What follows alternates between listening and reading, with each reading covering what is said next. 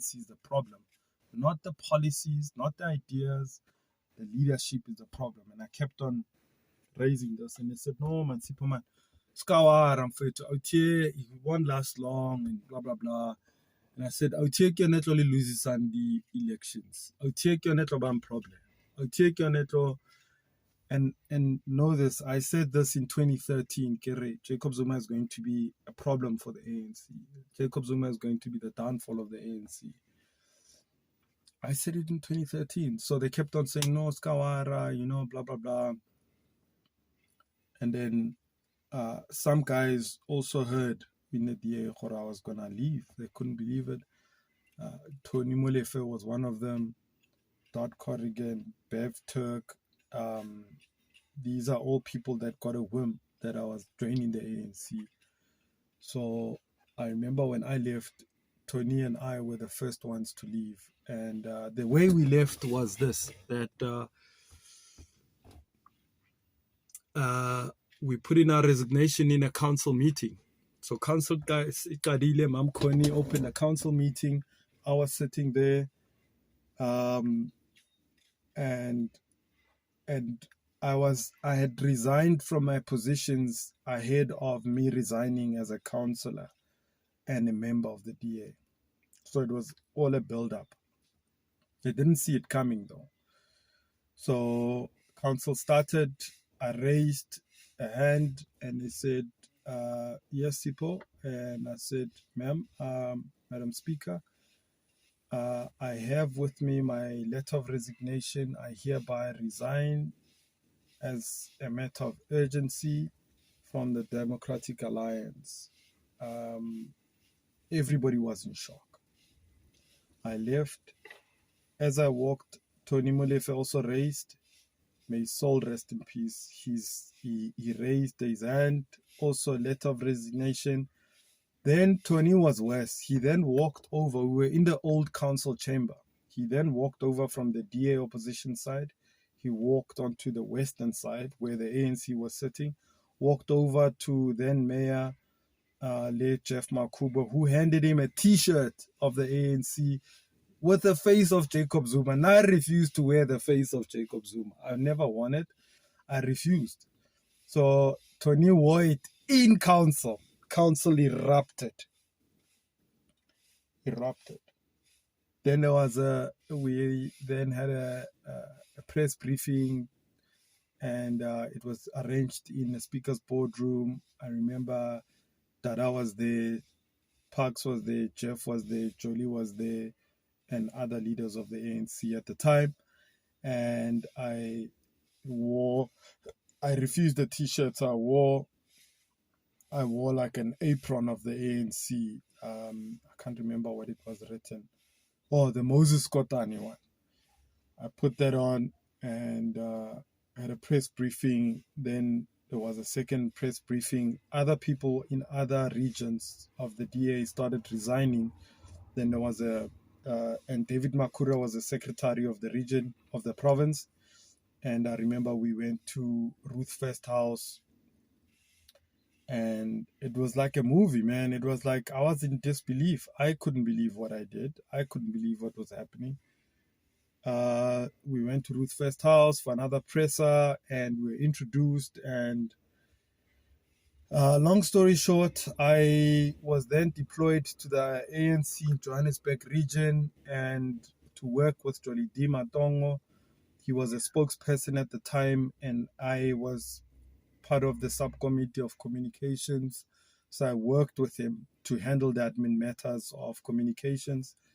And we worked so well together, me and him. May his soul rest in peace. And we built the ANC's Joburg, Facebook, Twitter, and its communications platforms.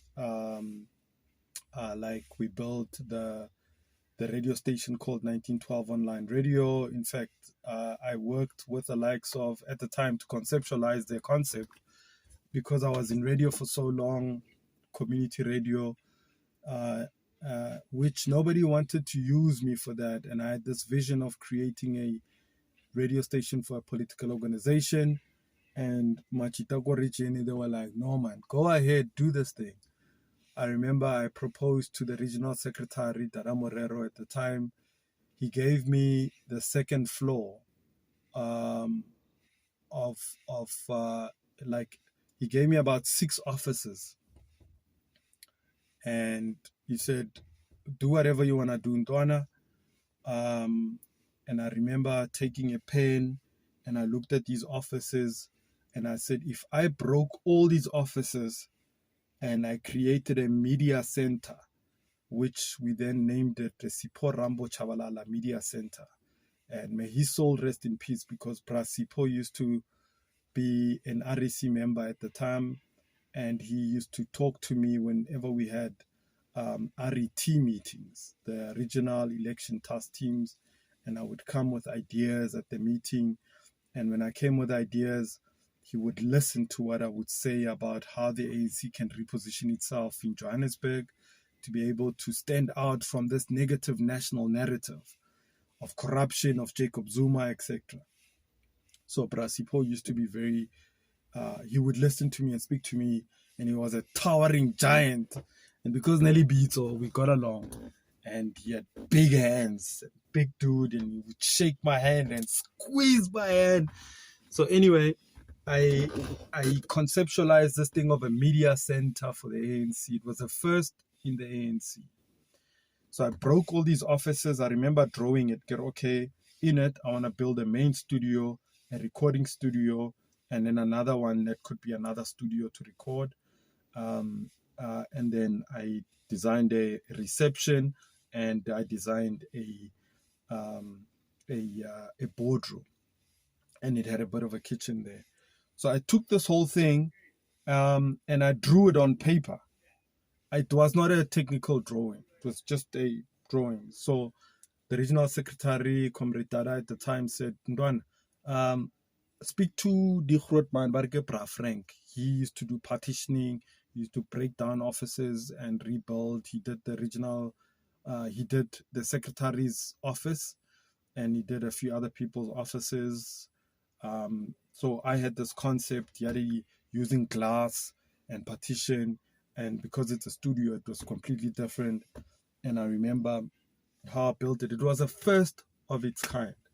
And the reason why I had built that platform was because I wanted to build a platform where comrades of the African National Congress can be trained on how to communicate on radio and how to use local media, local newspapers, local radio stations. And also I had introduced, because it was the breakthrough of social media, I was saying social media is going to, and I'm talking 2015, 2016, social media is going to be, it's going to be the next big thing. Why? Because I had studied Obama's campaign and I saw what they were doing on Facebook, and I was telling comrades this thing. So they didn't want to listen. Anyway, I said, it's going to be online. It does not need a license. It can broadcast from a stream. And these are the companies that offer streams. At the time, I used, and I was given this idea of using this particular platform called Spreaker by an old friend of mine who is a medium, Dr. Johan Claessens. He actually told me he had a vision about this podcast platform I could use. I'm still using it today. It's called Spreaker. And then I used it as a podcast platform where I could do live broadcasts, live streaming, and I could do the podcasts all in the same. And I could load music, I could play jingles, I could load them. Anyway, it's technical, and I don't want to get technical, right? So I started building all of this stuff. I met up with Moji and Lance Claassen. They gave me a concept of 1912 radio. I had come up with an idea called BGG, Black, Green and Gold Radio. And remember, for it to be accepted by comrades, it had to go through conference. So I had to canvass comrades ahead of the 2013, ahead of the 2015 conference that elected the ANC regional conference that elected the likes of Parks, Jeff as deputy, as treasurer, Mam Kony as deputy, and so on and so on. So that conference had approved and resolved the creation of the BGG radio. If you go and look at the resolutions, it's there, and the creation of the media center. So we had to canvass all these things before so that they can be resolved at the conference so that we can get funding, which we didn't get, by the way. It was tough to get funding. The regional treasurer started having his issues, started fighting with the secretary. Jeff Letara started having their own fights. Jeff would not fund us. I had to seek funding from other comrades. I won't mention their names, but they came through for us to help me seek funding. They didn't pay me. They paid the suppliers for the building of the structure. We built a center. They got paid for the equipment. And also, the vision was to say, not only are we training comrades in this platform, but we're also going to use this platform to develop youth in the ANC Youth League, so that by tuto communicator, by tuto social media and social media management and all of those things. Needless to say, the Youth League was useless. It's still useless. Useless. A bunch of fools. And at the time, none of them came. They saw me as an outsider, a guy who comes from the DA. They had reservations about me. So the Youth League did not use it. So I went and found Bintwana Tsakokasi, who came, who to date, that platform has developed. Now we have about 27 young people who are working there, learning radio, learning how to present, produce, and all of that stuff. The legacy of it still continues till today. The people that manage it are the people that I took in, who came, who knew nothing about the ANC, who Audrey, Dineo, and Queen. Queen is now the station manager. They knew nothing or very little about the ANC. I trained them, developed them. They are the engines of that place. Without them, it won't work. So I built and developed these young people, and I trained them. Some of them back on nationally, they went and capacitated the national office. Even Comrade Pule recruited one of them, took from me.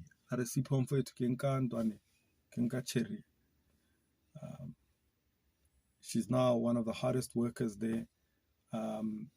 Took other people. They took from me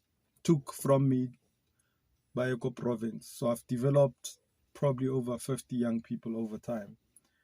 And I use this platform to train young people how to communicate effectively using radio producing, radio content producing, technical producing, social media management, photography, videography. I got equipment, so young cats learned how to do photography. People like Bo David, Boss Fiso, Bo Main Guy, they learned skills ordinarily school did not teach them. So the station still functions, the place still functions. I worked with the regional secretary, current secretary, who was a spokesperson after Jolie D became the mayor. And before that, the party decided to send me, Jolie D, Tsepo Nawani, and two other people, Tsepiso Lezoleka. They sent us to the UK to go and study the Labour Party to see how it functions. I was there with them to go and study how the Labour Party won power in London and to study how it functions from a communications point of view.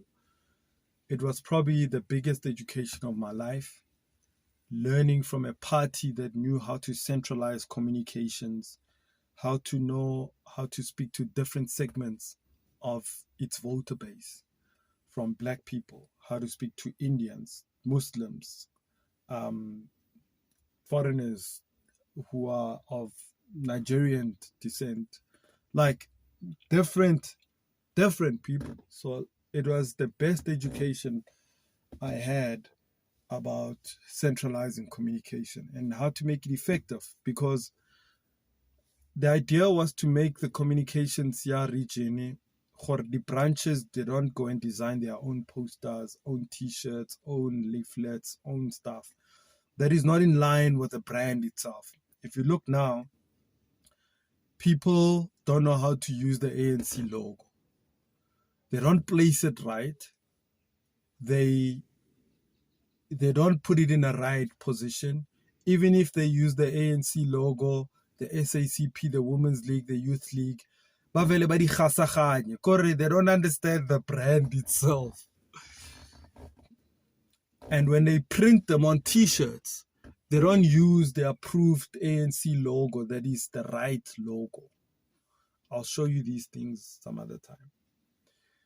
And so I had to learn how to understand how the logo, the brand ANC, it functions. For instance, if you work for Coca-Cola, you can't say, "Ke branch ya ko Rustenburg ya Coca-Cola, I'm going to produce my own Coke," or "I'm going to produce my own Coke bottles," or "I'm going to create my own Coke brandy." What is happening now in the ANC, it's like, it's not right. Branches, they misuse, they don't respect the brand, they don't respect the logo, they place it in the wrong places, in the poster, in the material that they do. They just don't understand. They don't understand the communications guidelines of the ANC that they themselves approved. So our lesson was to say, how do we come back and centralize communication and change the way, the tone in which we write statements? We learned how to change the tone. You know, my comrade, they write statements as if they are still in opposition. They write statements as if they are still fighting for freedom, as if they are still militant. And I used to say to Comrade Jolie, "But Jolie, you know, nobody reads these statements because the way you write as if Oko Youth League, and you write as if comrades or people speak that way.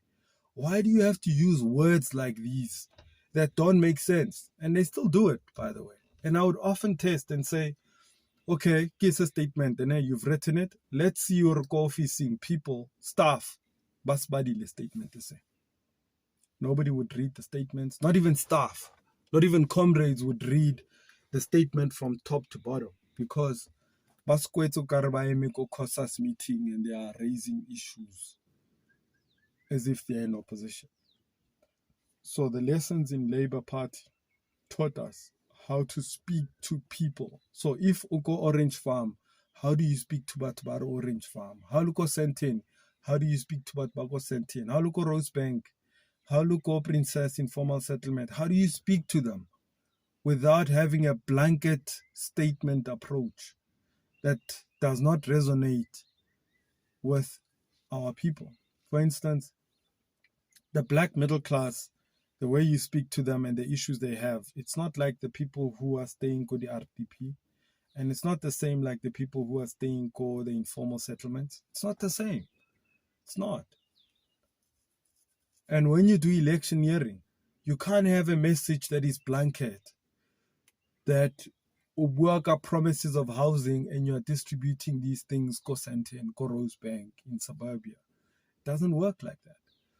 So we had to try and say, and also the Labour Party had lost power nationally. It could never win nationally because of the Conservatives who won nationally.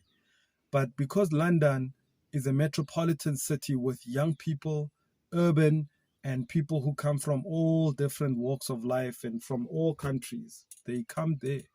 Joburg is the same. It's an urban center, urban city. People come from everywhere. They come to Joburg.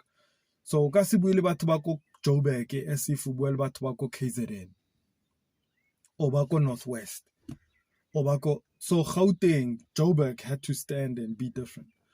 And we had lost power in 2016, so we went to London in 2017 to go and see how do we create mechanisms and a strategy that will help us win power back in Joburg, and how to create a Joburg region that is different from a national negative narrative.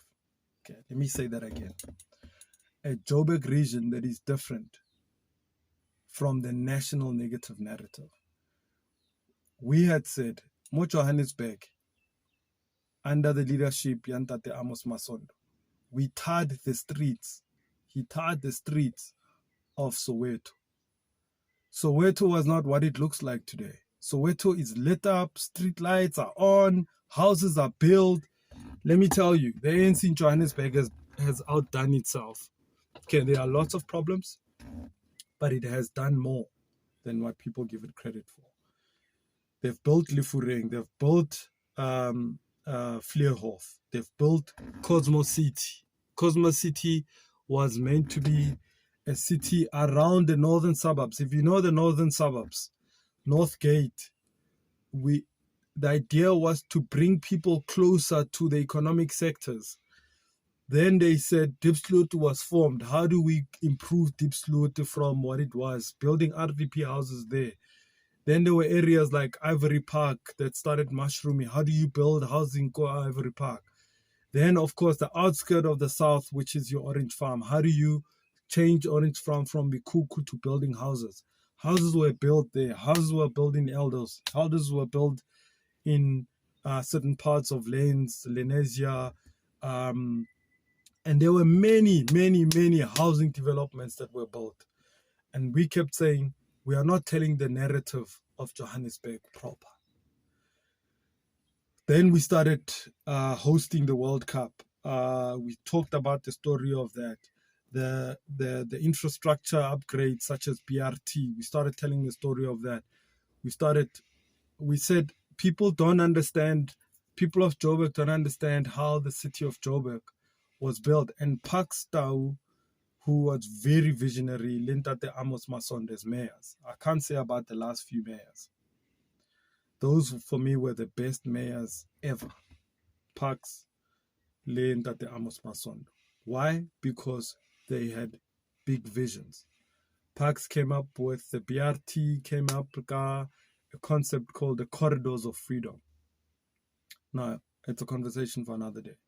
But it was about how to restitch and bring people closer, or how to create BRT routes, build high-rise buildings closest to these routes so that people live closest to their transport nodes. BRT must be cheaper than a taxi, and have an agreement with the taxi association so that we can have these routes so that people use less money to travel to work. And among that, when you build areas like Pennyville, they must have Mizwinki, play places. I mean, Vleerhof, all these were Parks' concepts under the Corridors of Freedom, under the GDS 2040, which was a strategic document. That's another topic for another day. I'll do a session on that. So I did all of this because I liked the way Parks used to think and the way the leadership at the time used to think. And then unfortunately, egos got on the way. Comrades started fighting amongst each other. Jeff, Ledara, they were torn in between. They started fighting. Then came another woman. I won't mention her name. Atlakena, Sinyadilo. And then these great thinkers were divided. And that was the fall of the ANC in Joburg region. I don't know if they're going to be able to revive it, but that was the end of the ANC in Joburg that I believed in. I didn't necessarily believe in the national leadership because I thought they were old and archaic. The likes of Bokwere and all of them, they were all old and old in their thinking. All of them. The NEC, pathetic. All of them. I believed in ANC in Joburg because of obviously Bamkoni at the time and so on. So anyway, needless to say, we fought our fight and won the city back in 2019. Jeff came in as mayor. Oh my God, I think I'll do another session about it. What happened in 2019 till we lost power in 2021? Because that 2 years was a 2 year of turmoil because comrades got big-headed and lost the vision. No vision whatsoever.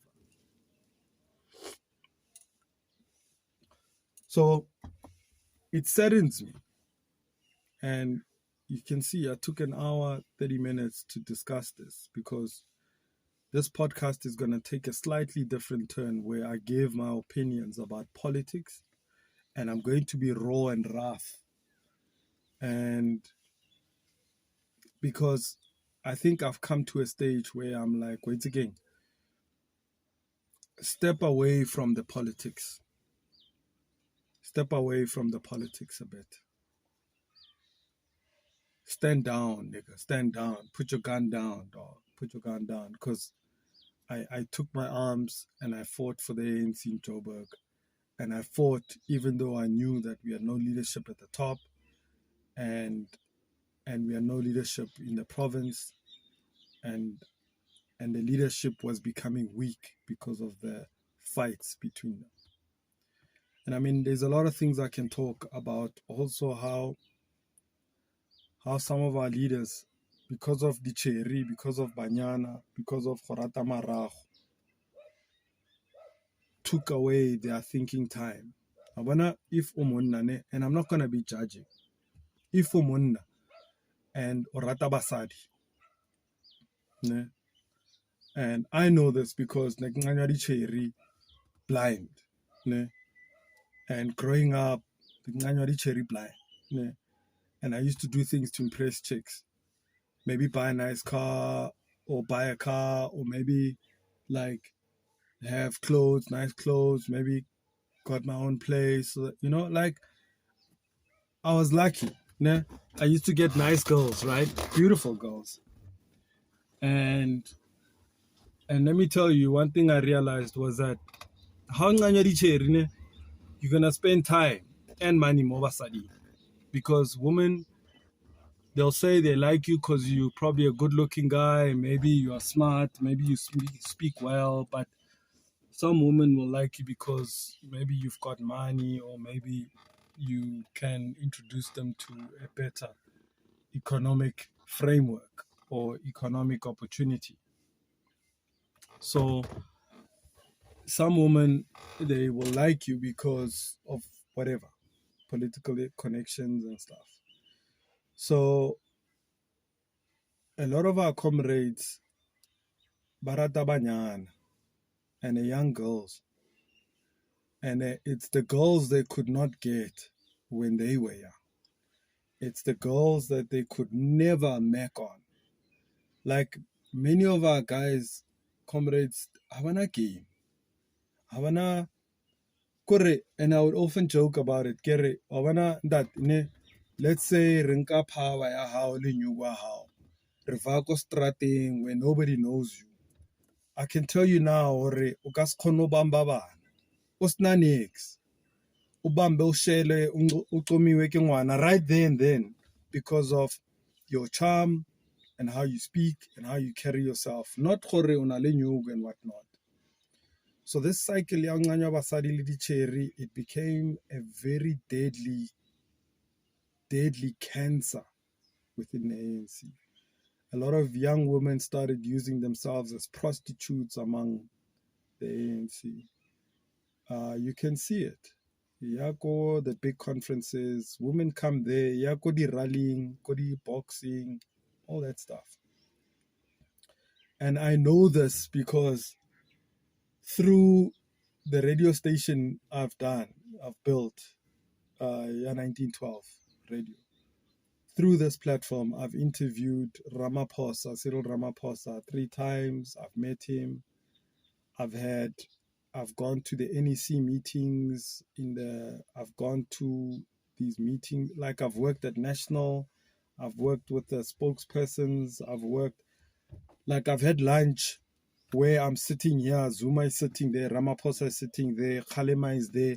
I've sat with these leaders, I've been at gala dinners, I've sat amongst the national, like I would always joke about it, if somebody had to throw a bomb here, the leadership of the ANC is all dead because they're all around here.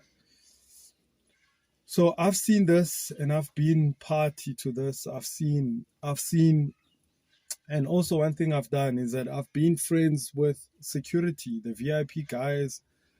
I've known the security tsar Ramaphosa now, some of the guys there I've known and I've made friends because of 1912 radio. I've managed to build relationships. So I've managed to know a lot of people. I've interviewed so many ministers, like I've interviewed so many people, right? I've done this because of what radio and 1912 radio has awarded me to do. So I've been in these circles, I've seen, I've heard, I've listened. I understand a lot of the internal factional battles and all of that stuff. Even the new factions that come up, the rhetoric and all of that stuff. I literally studied the African National Congress. I studied it, and I studied its people, and I studied its leadership, and I studied its voter base. I'm obsessive like that when I'm into something. So I have come to this, that let me step back, let me go into business. And I have now started a company called Anti-Clockwise Group, which is a company that does a couple of things. Media is one of them. Podcast, Free Ride Podcast is one of them. And there's a properties thing that I'm trying to work on. There's the Mr. President concept that I'm trying to build, of building these classic cars and renting them out for music videos, series, weddings, matric farewells, and so on. So that's what Anti-Clockwise is going to do. And I decided, no, I'm going to take a step back from politics a bit, and I'm going to talk about politics, and I'm going to share my ideas, and I'm going to try and educate and inform you, the public, those of you who care to watch this podcast. And it's going to be informative. And this was the first start of giving you a background of why I'm doing what I'm doing and how it came about and my political journey. And my last 20 years, I've studied most of the parties that we have in the country. I've studied Ahang SA, Action SA, UDM, IFP, ANC, DA, you name them, because I would read their manifestos, I would read their websites, I would read their constitutions, because I was obsessive like that. So look forward to sessions like this where I talk about politics, talk about where the country's going, where we are messing up, where we're getting it wrong from a policy point of view, where we're getting it wrong. So I'm going to criticize everybody, is what I'm saying. I love the ANC. I will probably still vote for the ANC because I love it.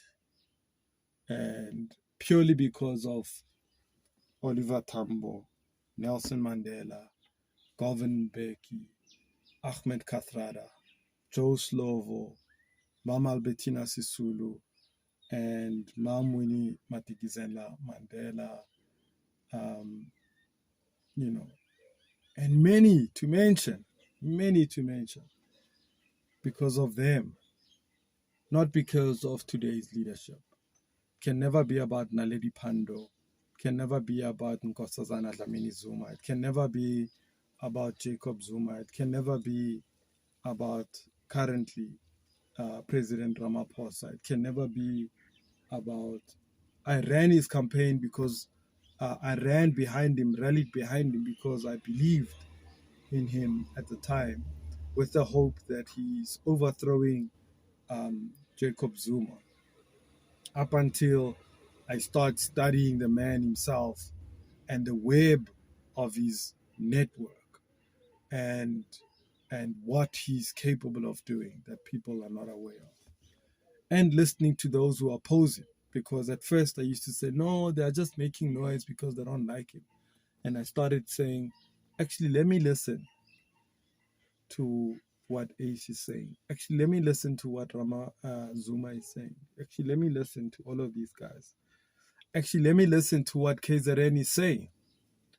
Actually, let me listen why KZN and now Limpopo want to scrape the step aside. Actually, let me listen why the president implemented a DA-influenced energy mix policy or plan. Actually, let me listen. So you will get different perspectives from my free ride podcast.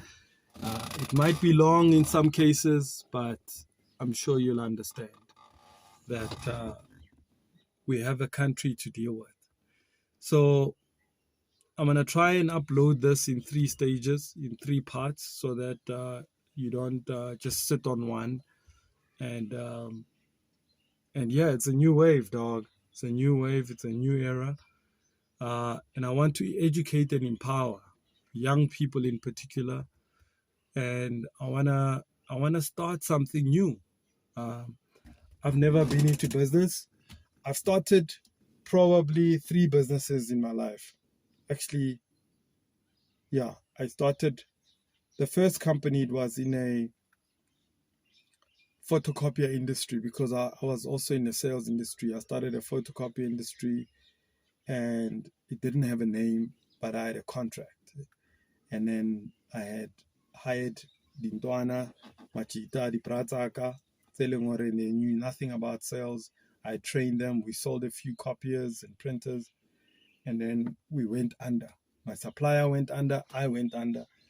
And then got into the insurance industry. Then I started a company called Geleni Consulting. I used to do emceeing.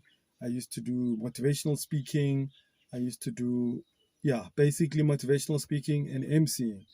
And then 2010, I got injured playing soccer and I broke my leg. So because I was a goal banger playing indoor, I used to score 3-4 goals a game, if not more. If I was like a troublesome guy. Anyway, you don't have to believe me. One day my friends will explain, or when I write a book one day, you'll hear and read for yourself. So I broke my leg.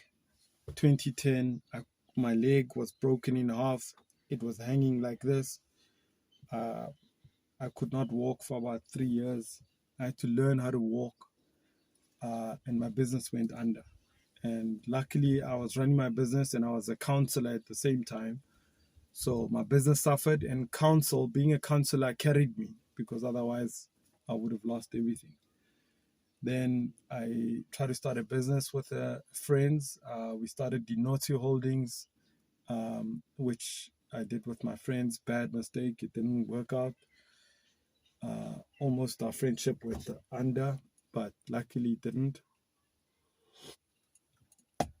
And then I started another company called Black Potatoes with some young people that I developed. Again, didn't. In fact, SARS just sent me a bill that I owe them $4,000 for the build for a company that never even made a cent. So I'm attempting to start something, to start a business. And once I start my business, it's been a bit rough, but I'm committed, and I'm trying to work with smaller businesses to help them gather their media, their communications, their branding, that kind of stuff. And it also does marketing. I've got 2 or 3 clients. Some of them I had gotten this one alcoholic brand. I felt my heart said you can't. And trust me, I like alcohol. I like drinking. I don't love alcohol, but I enjoy my drinks. And I decided I can't sell something that I don't fully believe in. So I pulled out. I didn't quite work out. I've got another client that I'm trying to build, and it's still new. Not going to say what it is. In fact, 2 possible clients, or 3. but it's still sketchy on the other two. So, so I'm trying something new. I don't know if it's gonna work out or not, but I'm gonna try it because I want to be independent of politics and politicians. I think 20 years was enough. 20 years was enough for me. Like I think 20 years was a good enough time. Good enough time for me to do this thing. So so yeah, I'm going to share with you the journey, and I want to give you political education as young people and viewers, from somebody who did politics as an active politician to an administrator to a communicator. And oh yeah, I didn't mention when we got power in the ANC, I was also the spokesperson for the Speaker of Council, Mam Nongceba Molwele, who is a mother to me, my political mother. I love her to bits. A very principled woman with a vision. Love her to bits. She made me her spokesperson, and I was probably one of the best spokespersons in the city of Joburg. I've left the legacy of using digital media for the legislature to be effective. I mean, I can talk the whole day about what I've done, but I have done some crazy stuff because I'm very obsessive. When I'm about to do something, I want to do it right. I want to do it well. I want to be the best at it. And I think I learned that from school. I wasn't good academically. I didn't really like what school taught me, so I didn't really find the excitement in it. What I found excitement in school was sports and athletics. And if you don't know this, but in athletics, I think that's where the beast in me came out, and it influenced the beast in me in football, obsessive like that, where I was an athletics champion in 800 meters and 1,500. I was unbeaten in 2006 in both races. 2007, I was unbeaten in the whole of the West Rand. I won gold medals. And I think I didn't pursue running because of a woman, because of the chair, because of the attention. Bloody idiot. Anyway, so I know how to focus on one thing and work at it and make it gold and make it a success. So my attempt this time is to build Anti-Clockwise Group, build Free Ride Podcast, and my aim is to be obsessive about it and make it a big business. And mind you, I've failed so many times, and I attempt to build something I've never built before. But I think with my experience, I can definitely build it. So it's a new journey, and it's an announcement, and I'm sharing with you so that you understand me and part of me, because I didn't tell you everything. I didn't talk about my wife. I didn't talk about my children. I didn't talk about me as a father, a hands-on father. I've got 3 dogs, so I love animals. And I've got a mother who loves people, and I take care of my mom and I take care of her people. She feeds people every day, and my mom's a community builder. Princess. My mom refused to move. I remember trying to get my mom she refused. We tried to find my mom a house, an RDP. She refused. So my mom wants to stay among her people, Princess, which is an informal settlement. She refused to move, so we had to build my mom a house, Princess, among the shacks, among the informal settlement. That story, nobody knows. Nobody knows that side of me. Nobody knows my connection le batho ba go Squatter Camp sa Princess. Bana lontena sometimes because batho ba go Squatter Camp, because I grew up there. I grew up go Squatter Camp. I know what it's like go phela ka mollo ka primer stove go nkga primer stove smell sa primer stove, and I hated that smell. I hated it, and that's why I had to work hard and leave, right, and get out and hustle and work my way up to the top somewhere. I didn't know where I was going. I knew I had to go up. Up was where I wanted to go. And I did not know where I was going to end up. I did not know where I would end up here. I didn't have a clearly defined career. I did not study anything that propelled me for a career because I did not want to be boxed. I just knew I wanted to grow. My mind is different. I think different. I'm different. And therefore, things I say, things I do are unconventional. I swim upstream. I'm crazy like that. My wife is colored. Black people could not understand why I married a colored wife. Black women could not understand. Some black women said some nasty things to me. Korea, why did you go and marry a colored woman? No. Some of them I went to school with. I won't say the things they said. And I won't say why I chose not to marry within my own race. But I've got the reasons why I did not want to marry a black woman. I do.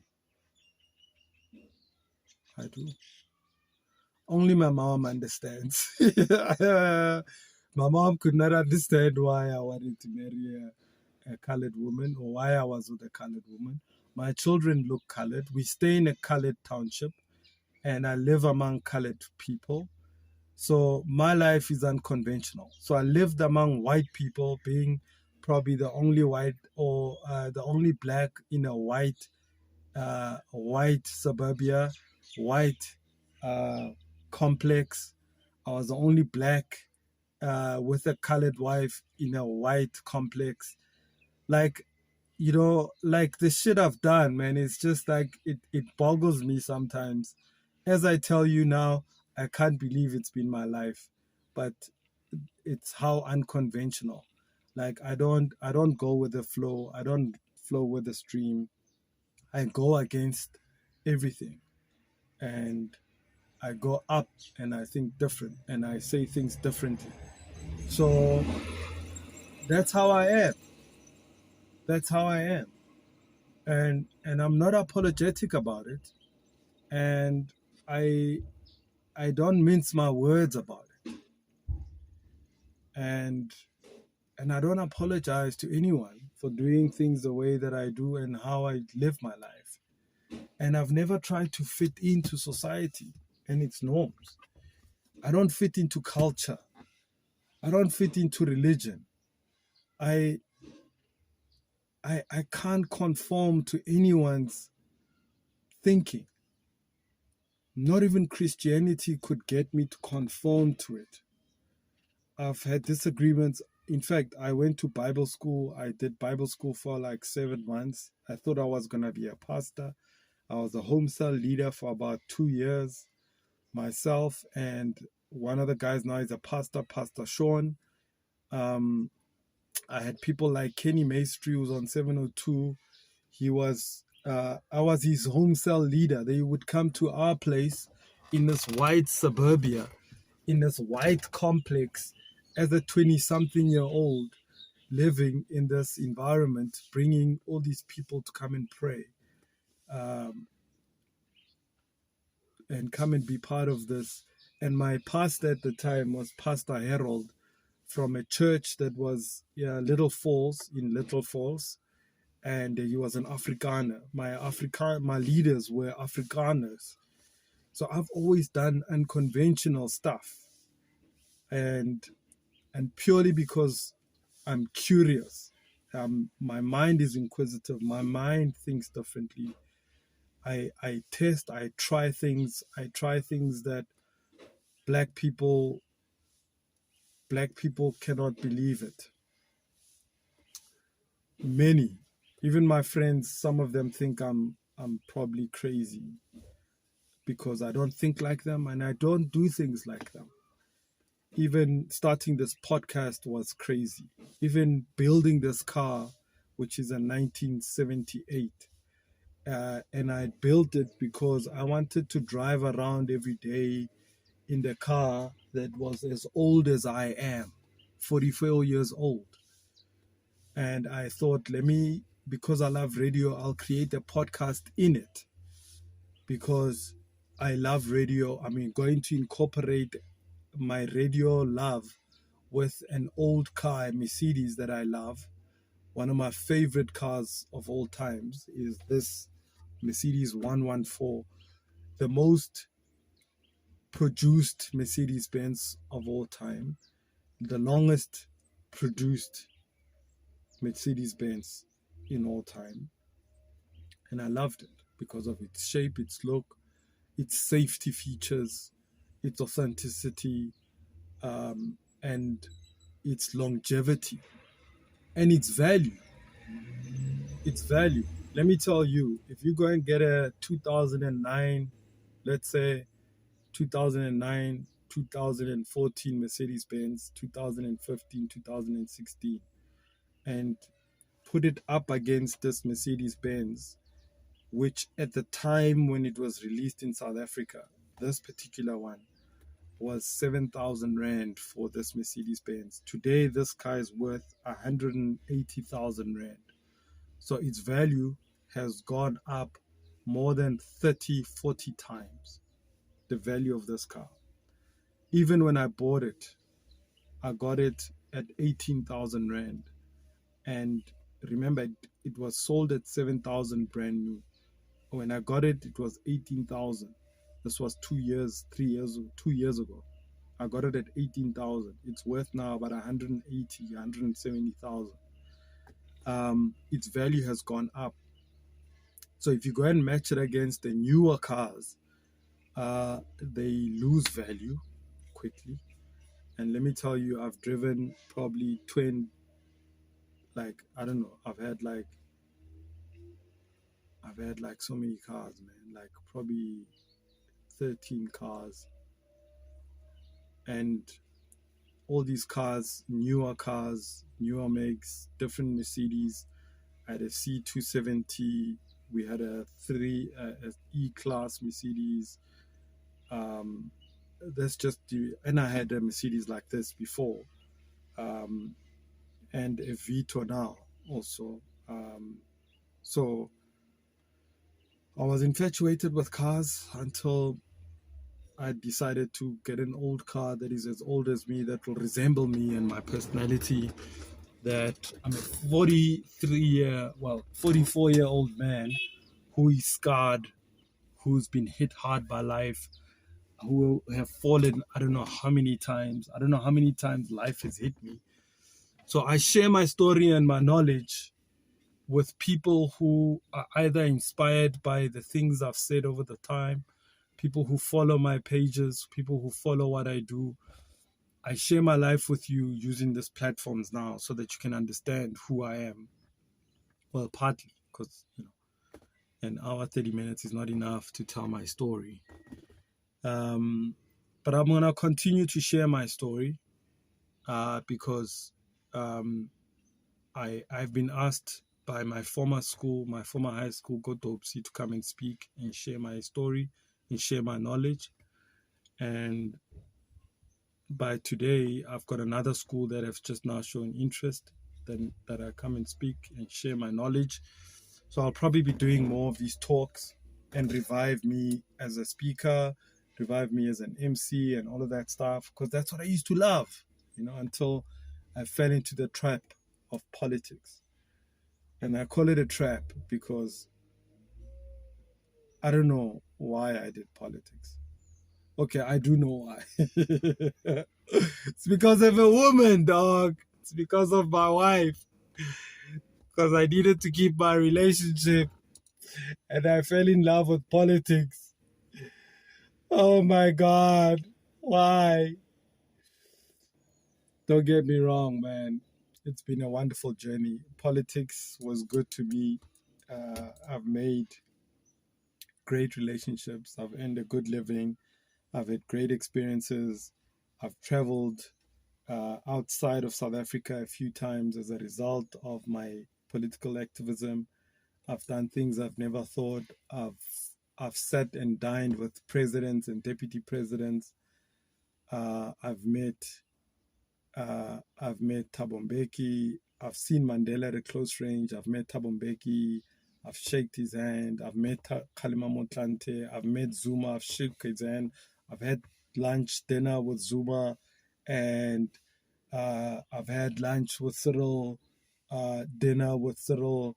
I've had, I have done the most incredible shit I've ever done in a very short space of time. And I know I can do more in politics, but I think this is where I hang my boots, is where I hang my gloves. I think I'll be on the outskirts. I've done what I needed to do. People like Bo Mamkoni Bapela, Bo Joliti Matongo, Bo Jeff Makubo. May their souls rest in peace, because they were direct in my political journey. The regional secretary at the time, Dara Morero, I have so much respect for that man. I admire him, and there have been times where I literally wanted to leave the ANC and say, fuck this organization, fuck it, fuck this party, it's bullshit, and when I speak to the regional secretary at the time, he would calm me down, and he believed in me. Dara Morero is a champion. He's now the chairperson of the ANC in Joburg. He's a man with a vision. I think he would make a great president. He would make a great mayor. He will make a great he would make a great premier. The problem is that he's surrounded by people that are not good for him. People that are not good at all, at anything. They're not good at anything.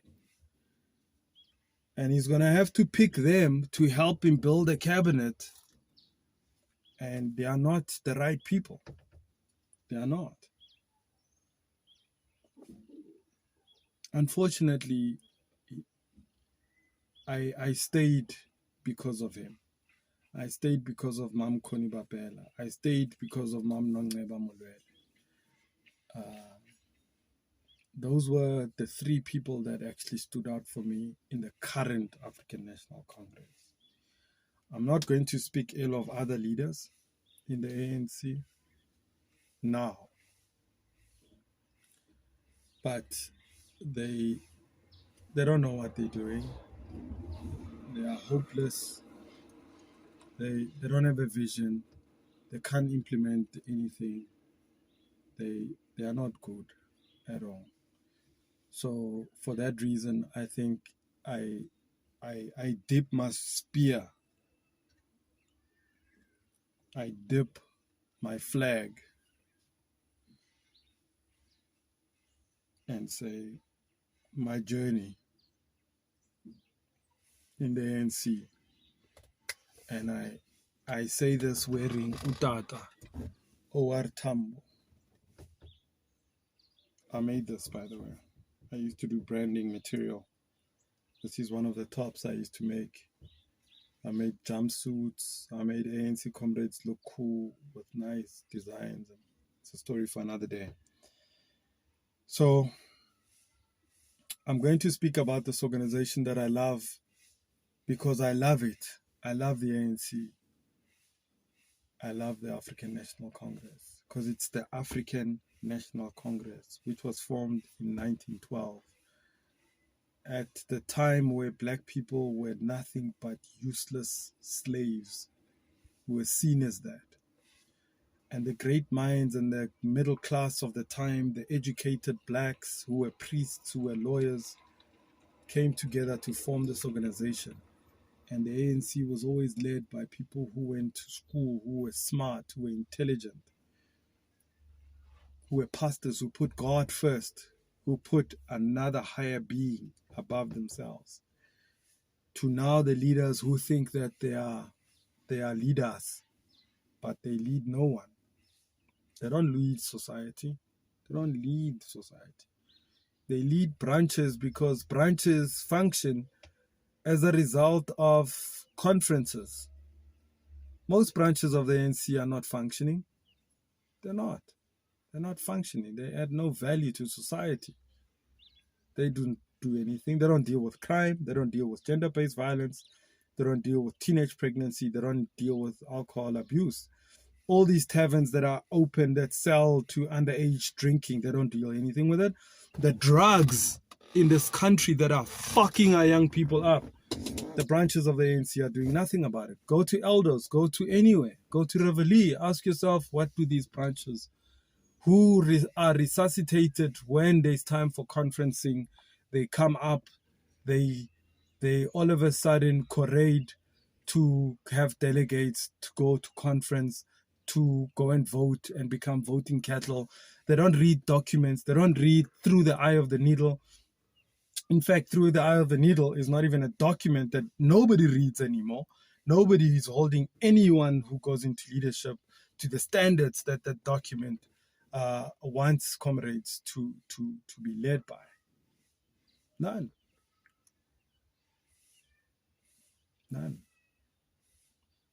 Anyway, I'm going to post this video and I'm going to wait and see what you have to say. I'm hurt by the African National Congress. I'm very deeply hurt because my mother, who still lives co-princess, has to live in a filthy place, has to live in an area that is not being cleaned. Okay, the DA is now in charge, but it's been like that since our party. The guy who sold the stands co-princess, ki Mutau, lebitso la gagwe, Daniel Mutau. Know what he used to do?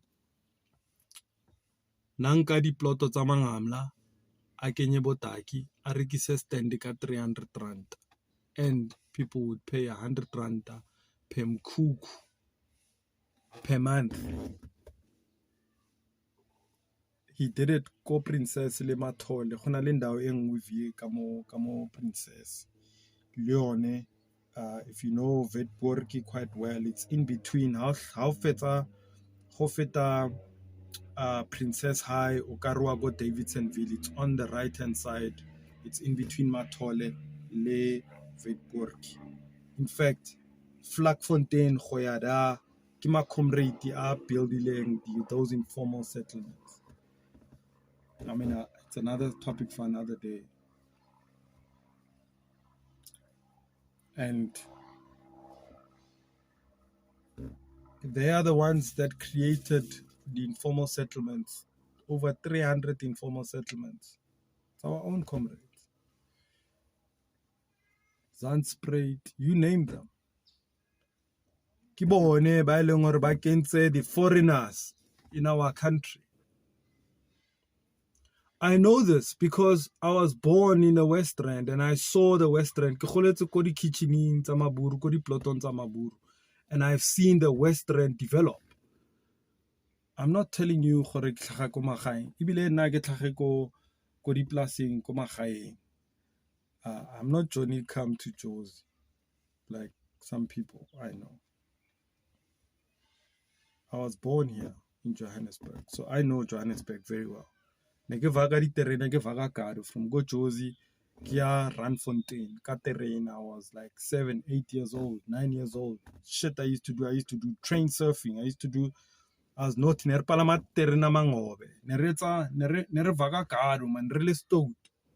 I was exposed to all these areas from go Josie all the way to Randfontein. Rehla re vaga manyan dir sa khono palama terrena re palama di platform Go platform e qalang re jumpa defense. I mean, we were so naughty. My friends, David, that nigga, David, is the only nigga who really knows me or knows my history. All the other guys, ban thotse ke le calm, ban kreile ke le sharp. Oh, they met most of my friends now. Bankreile Lore, I was introduced to Jesus. I had been saved.